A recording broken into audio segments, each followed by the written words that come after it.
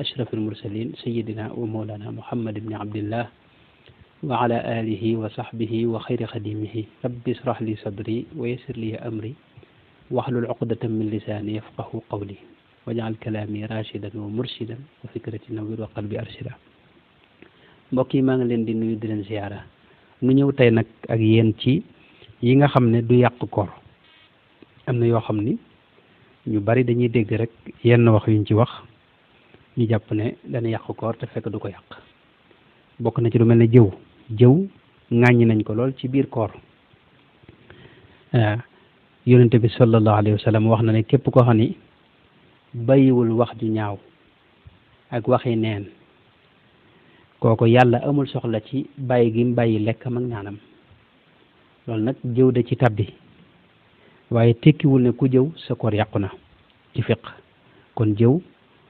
ak nàmputalu yooyu du yàq koor. nekk noonu li ne ci sa gémmiñ ci ay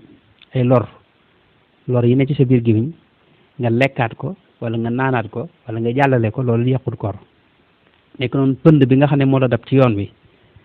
loolu it jaar ci sa bakkan wala sa gémmiñ jàll loolu it yàqut koor. lu mel ne aw weñ wala sarax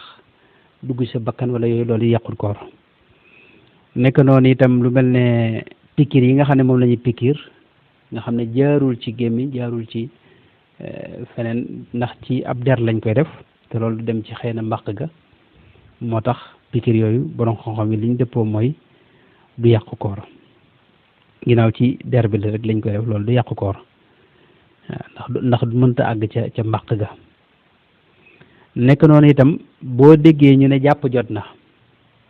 xam nga njëkk ñuy jàpp war nga am ay minute njëkk loolu 3 minutes ba 4 wala juróom ñenn ñi waaye bu dee fii dañuy wax ne jàpp jot na. fi nga déggee nag ñu ne jàpp jot na ñenn ñi nga xam ne dañ koy nattale nag ci nodd gi itam waaye foo déggee daal luy tegtal ne war ngaa bàyyi lekk loolu fasaase nga daal di bàyyi nga xam ne dugalaatoo dara moom la jot a nekk ca biir nag loolu moom waxuñu ko loolu moom du yàq dara du yàq koor gi. kon fasaase boo bàyyee te dugalaatoo dara rek sa koor baax na du yàq koor. nekk noonu bant bi ngay soccu dañ koo sopp lool ci ab jullit waaye bu dee digg bëccëgu koor nag ba tey dagan na nga soccu waaw ndax soccu lu ñu sopp la. yonente bi sallallahu alayhi wa sallama ku ñu wax Aamir ibnu Rabiata dafa wax ne raaytu nabiya sallallahu alayhi wa sallama yastaaku wa huwa saimun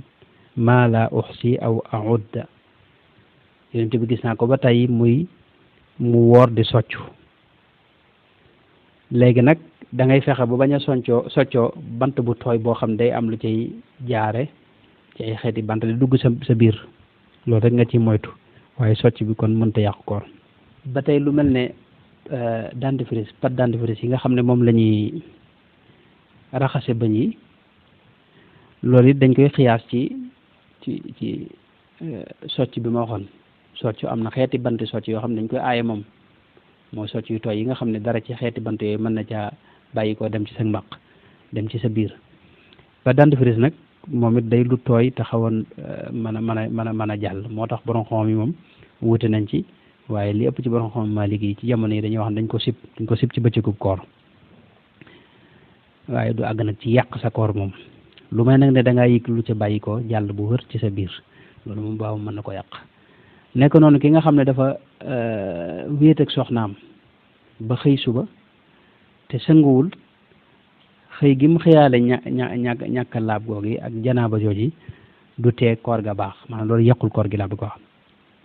bu fekkee ne jamono yi nga xam ne moom la jàpp jot rek ci fajar gi yi ñuy bàyyi lekk jamono yi fekk na moom mu maanaam loola weesu kon ginnaaw loola mu doo ko sangu bi mu xëyee nag wala bi ñuy julli fajar mu doo ko sangu loola moom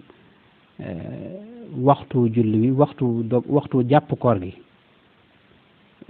maanaam weesu te mu amee janaba xëyaale ko loolu moom yàqul koor wax dëgg yàlla. nekk noonu itam seetlu ci am ndox moo xam sangu la wala galax ndiko la yooyu nag bu dara jëlul rek yàqut koor nekk noonu mos aw ñam ngir xam cafkali ndax saf na maanaam xorom wala yu deme noonu